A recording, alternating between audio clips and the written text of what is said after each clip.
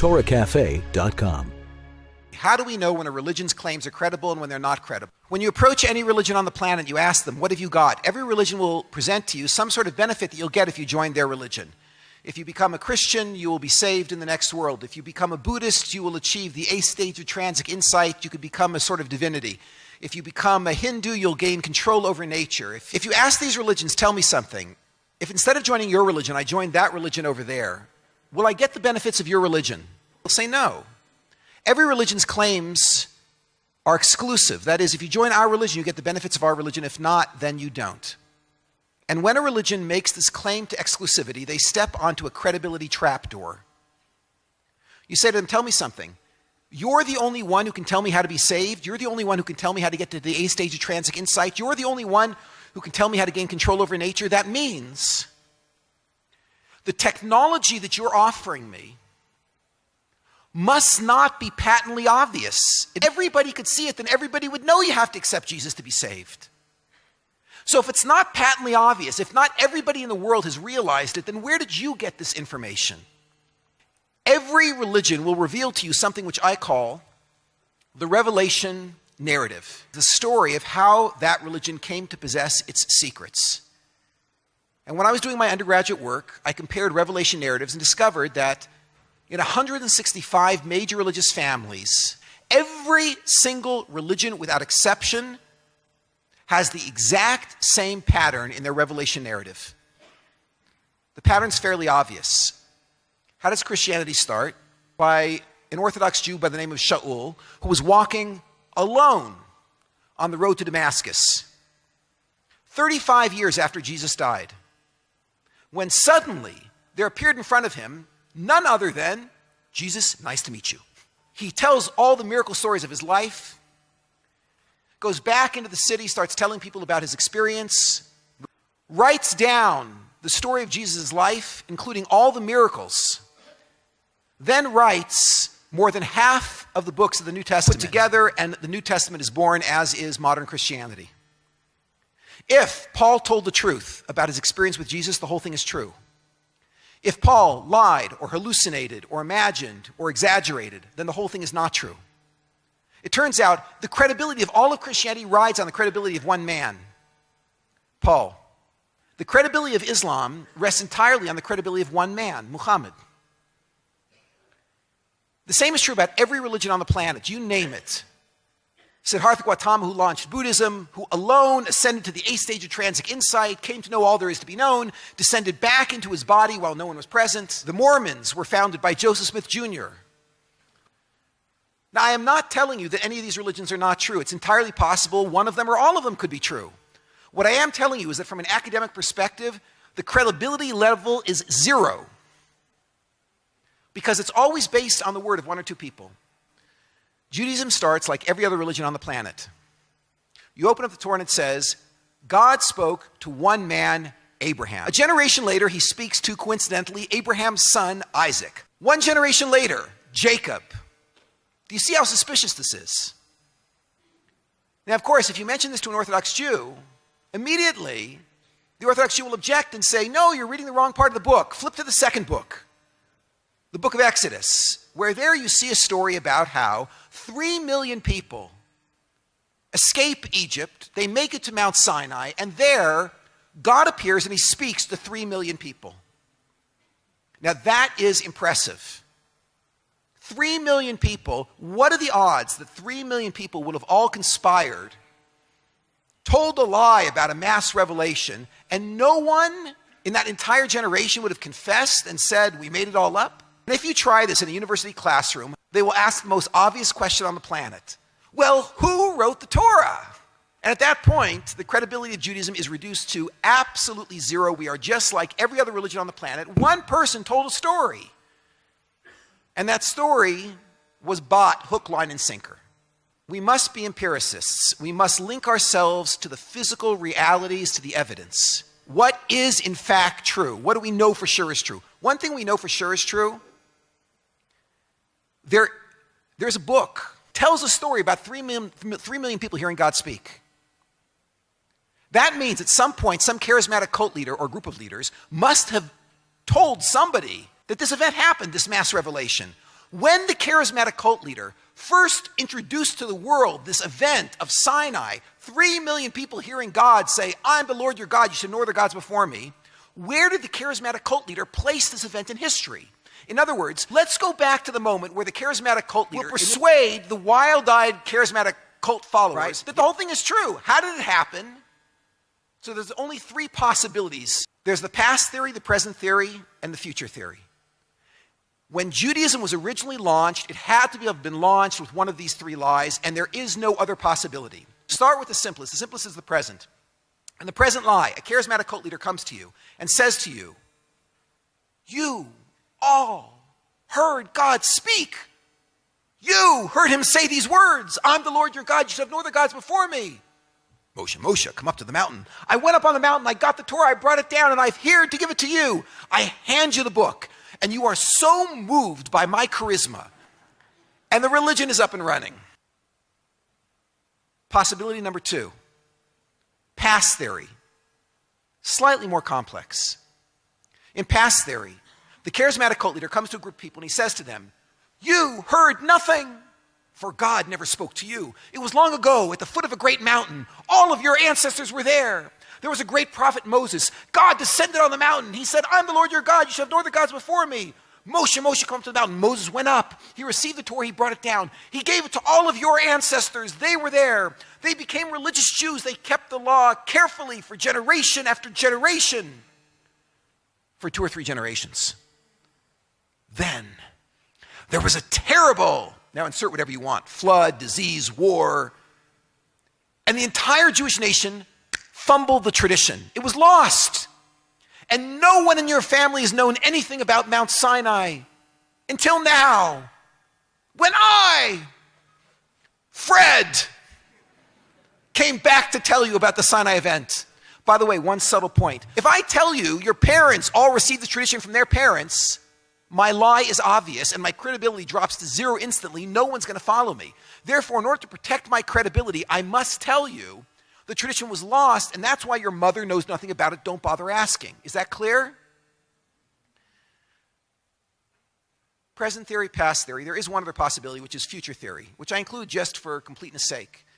In future theory, the charismatic cult leader comes to a group of people and he says to them, you heard nothing, because God never spoke to you, and God never spoke to your ancestors.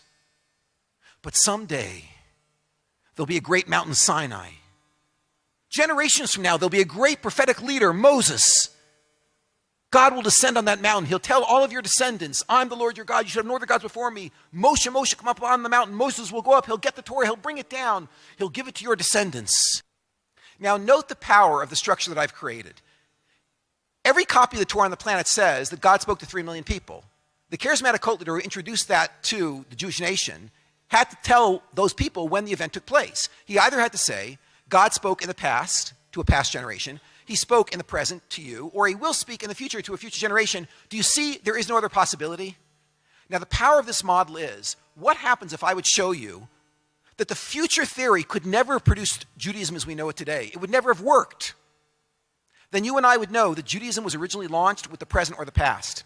But what would happen if I showed you that not only the future theory could never produce Judaism as we know it today, but the present theory also could never have produced Judaism? It wouldn't have worked. Then you and I would know that the lie called Judaism was produced, in fact, by the past theory. That's the genesis of Judaism. That's how it happened. But what happens if I show you that the past theory could never have generated Judaism? That lie would never have been able to produce what we see today? If the past lie, the present lie, and the future lie could never have worked, that would lead us to a 4th conclusion, which is that Judaism is true. Let's give it a try. There are a group of people on the planet today called Orthodox Jews. They believe with all their heart and soul that God spoke to their ancestors at Mount Sinai. I know they exist. I've met them. They're out there. Now, this is not the first generation of Orthodox Jews. I know, because I hang out at the Israel Museum and I look at fragments from 500 years ago and 1,000 years ago and 1,500 years ago and 2,000 years ago. Fact. Nobody on the planet argues. There have been at least 2,000 years of this chain of tradition passing through history. The whole debate is, what's at the top of that chain? Is that a charismatic cult leader or someone else? Watch. Charismatic cult leader persuades a group of people. None of you heard God speak, and none of your ancestors heard God speak. And the reason is 5 words. God has not yet spoken. If I persuade you that God has not yet spoken, and you believe that with all your heart and soul, someday he'll speak, but God has not yet spoken, what do you tell your kids? God hasn't spoken. And they'll tell their kids, God hasn't spoken. And you'll end up with generation after generation saying, God hasn't spoken. Is that the sociological phenomenon we're looking at? No. That means the future lie is not the story that was told which generated Judaism as we know it today. Now, I admit, someone might at some point in history have told a future lie, but at some point that had to segue into either the present or the past in order to generate the Orthodox Jews that we've seen for the last 2,000 years. Is that clear? The future lie does not work. 1 down, 2 to go. Present lie. One of the tools that we use when we study religions today is called Applewhite theorem. It's named after a charismatic cult leader by the name of Marshall Applewhite. A fundamental principle about human psychology. We are believers essentially. We are pre-programmed for religion. As long as the lie cannot be checked. And therefore, every religion on the planet is launched with a lie that can't be checked. Hi, my name is Paul. I just came back from the road to Damascus where I was alone and I met Jesus. No one else was there. Can you check that? The problem with present theory is in present theory, the charismatic cult leader comes to you and he says to you, you all just heard God speak. If I would tell you that your mother heard God speak, you could check that. If I would tell you your grandmother heard God speak, you would ask her. But I'm telling you the most checkable lie. You all heard God speak. There is no normal human being on the planet under any circumstances that would believe they just heard God say these words. I am the Lord thy God. You shall have no other gods before me. Moshe, Moshe, come up to the mountain. That's why, although I lecture on university campuses all across the world, I've never, in 25 years of giving this lecture, I've never met one PhD at any university who is teaching present lie. At every major university in the world today, they're teaching that the Torah is written by man, not by God. And what they teach is past theory. And past theory is really very powerful. A charismatic cult leader made up a whole history. He made up a story that there was once a charismatic leader by the name of Moses. And once upon a time, the Jews arrived at Mount Sinai. And there they all accepted the Torah and the whole thing was up and running. But then it was lost. And for generations, no one knew about it. Until this charismatic cult leader relaunched the religion. It's a very powerful theory. And there's one small problem with it. And that's this. I ran an experiment several years ago. I went to a great sage in Jerusalem. He passed away now, but his name was Rabbi Shlomo Volba. And I asked him, the Torah that you're teaching all these thousands of people, where did you get it? He said, I got it from my teacher. What was his name? Rabbi Yerucham Levovitz of Mir. I checked. I found 4 independent literary sources confirming a teacher-student relationship. I got birth dates and death dates. I went back to him. Your teacher's teacher, who was that? Where did Rabbi Yerucham Levovitz get this whole story? And he said he got it from his teacher, Reb Simcha Zissel Ziv of Kelm. I checked. 4 independent sources, birth dates, death dates. Where did Reb Simcha Zissel Ziv get it? He got it from Rav Yisrael Salant, or of Israel of Salant. Birth dates, death dates, 4 independent literary sources. And Israel Salanter from Rav Zundel of Salant. And Rav Zundel of Salant from Rav Chaim of Volozhin. Rav Chaim Volozhin from the Vilna Gaon. And the Vilna Gaon, and I played this game going backwards. It took me 2.5 years to run the experiment. After 2.5 years, I had assembled 4 independent literary sources for every post-biblical name in the chain. You can find it on the web. It's very famous now. I established a train of tradition that goes from me back to Moses at Mount Sinai. It's 60-some generations. Now, I'm not telling you anything on that sheet is true. I'm telling you something far more powerful. I have all those books on my shelves. And what I'm telling you is, that chain is what Jews believe. That's what they claim. What's the problem? They're claiming that there is a continuous, unbroken chain from today going straight back to Sinai. Why is that problematic? Go back to past theory. In past theory, charismatic cult leader comes to you and says, There was Moses, there was a gap, and there was Fred, MGF. If I persuade all of you, Moses, gap, Fred, MGF, what do you tell your kids? MGF. What do they tell their kids? MGF. And you have generation after generation talking about Moses, then a gap, and then Fred. And yet, when we start looking at Jewish communities and their histories, we find no record ever of a significant gap in Jewish history, a period where people couldn't ask their parents or their grandparents or their great-grandparents and hear about the word Sinai. It's a continuous line. Where is the gap in Jewish history? And even worse, where's Fred? 24 books of the Bible, in 60 volumes of the Talmud, in dozens of volumes of Medrash, there is not a single word about the greatest crisis ever in Jewish history, a crisis where for generations the Jews knew nothing about Sinai. After the Holocaust, everyone who walked out of the Holocaust knew about the word Sinai. They either believed it or they denied it. But everyone knew about Sinai. This is a crisis of such proportions that nobody knew about it. How could that be? And how could that crisis not be recorded in Jewish history? And how could the leader who restarted Judaism be unknown? Past, present, and future could not have launched Judaism. That means Judaism must be true. God must have spoken to the Jews at Mount Sinai. Go to the last part, part 4. Very quickly. Every single person in this room believes natural things happen more than once. If it is normal and natural to be able to launch a mythology about mass revelation, it should happen again. And yet, in 5,000 years of comprehensive religious histories, we do not have a single nation, a single group of people, 100 people, who all claim they heard God speak and lived to talk about it. There's no such thing in human history. It doesn't exist. So someone will say, you know how it happened? It's very easy. It was, they left Egypt. How much food could they have carried with them? So after a couple weeks, they were starving. And they came into a field filled with mushrooms, and they started eating these things. It was a mass drug trip, yeah? Or it was mass hysteria. They were terrified by a thunderstorm. Or it was an evolving mythology that happened over thousands of years. Whatever rational explanation you'll give me, the more probable you make your explanation, the more you say that could easily happen, then the more powerful my question becomes. If it could easily happen, why didn't it ever happen again?